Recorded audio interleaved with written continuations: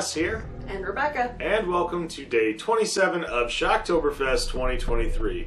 So for today we've got one of two movies that were requested by my brother Eric, and today is his birthday. So happy birthday, Eric, and this one is for you. Happy birthday, Eric. We love you. Today we're going to be talking about 1981's Midnight. This movie was adapted from a book by John Russo, who also co-wrote the original Night of the Living Dead. So we've got something quite in store today.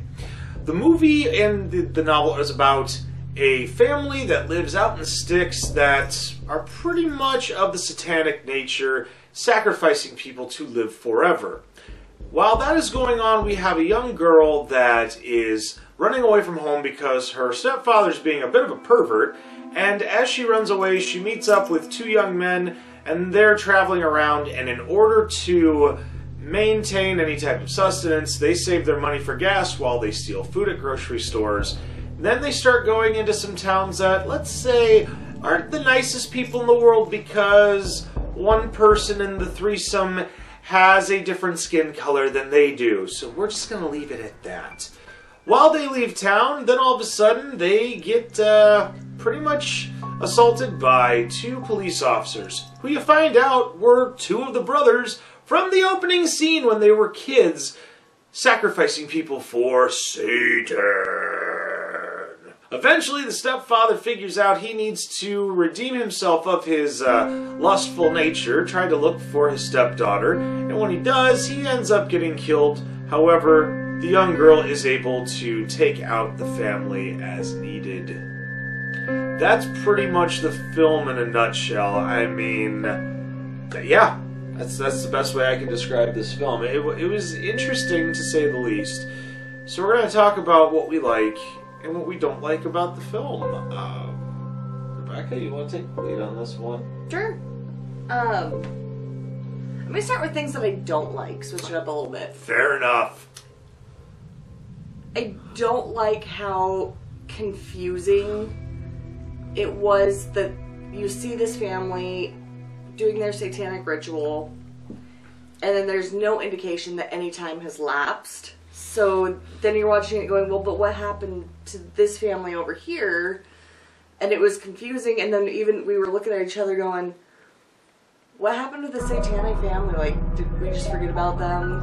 And then all of a sudden, like, came back around and we're like, oh, okay. And I had to kind of, at least for me, I had to, like, rewind in my brain things in the story from, like, with the stepfather moving forward, going, okay, this makes more sense. That really bugged me. Yeah, because, I mean, had they put a caption at the beginning of the film of, like, say, where they were at in a specific year and then do a present day situation, that might have helped a little bit, because then when the young girl and then the two guys start to go into the racist town, and then all of a sudden I'm thinking to myself, is it the whole town that's involved in this, or just the family? Like, because I started getting this vibe of the movie being similar to George A. Romero's The Crazies. And then I was like, okay, is this going to be like this type of movie? And then I was like, no, it's just this family. So, I mean, that's like the one in particular thing that really just threw me off, where I was just like, it made me a little off-put on the film. That's about it. It just made me confused. I don't like being confused. I spend too much of my life confused. Alright, let's talk about what we like. I'm going to go ahead and say I love that the special effects as very, I wouldn't say there wasn't a lot or that they were hokey. It's just they were done by the great Tom Savini, and I love Tom Savini. I love everything that he does.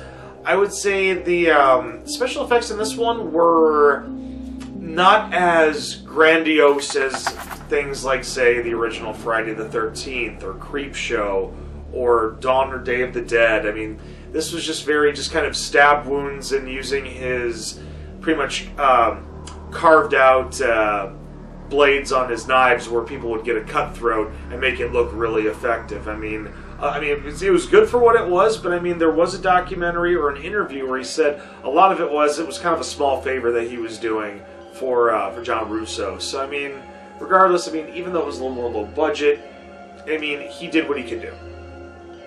I really liked the special effects. I felt like I feel like sometimes in horror movies, people try to go too gung-ho and it becomes hokey, or it's too much, and this felt like it was a good mixture of, like, yes, it's an older movie, so we're not going to expect, 2023 effects, but for what it was good, and it fit with the story very well.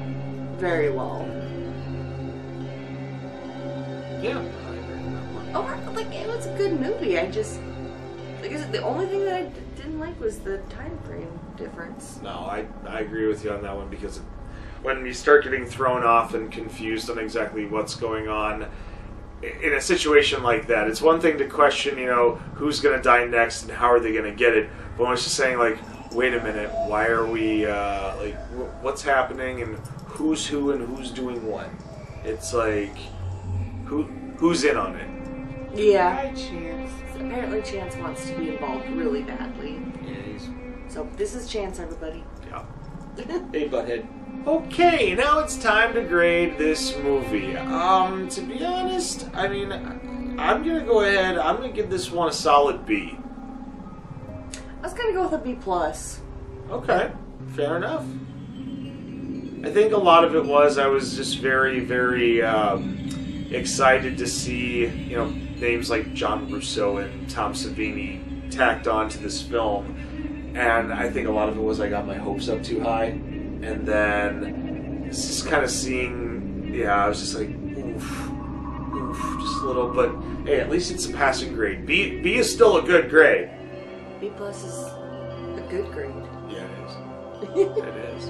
No, it's one that I'd watch again, and I'd watch it again with the thought process in mind of, like, this is the same family, past versus present day. I think would help watching it again. Eventually for like a retrospect, yeah. So when you watch it, keep that in mind. Exactly. Well, we hope you enjoyed this episode. Make sure you leave a thumbs up, and if you didn't agree with us, you can leave a thumbs down, but make sure you share on social media and push that little red button, and don't forget to ring the bell for instant updates. Until then, I'm Wallman West, I'm Rebecca. and we will see you tomorrow for day 28 of SHOCKTOBERFEST 2023. Happy birthday, Eric. Happy birthday, Eric, and stay scared.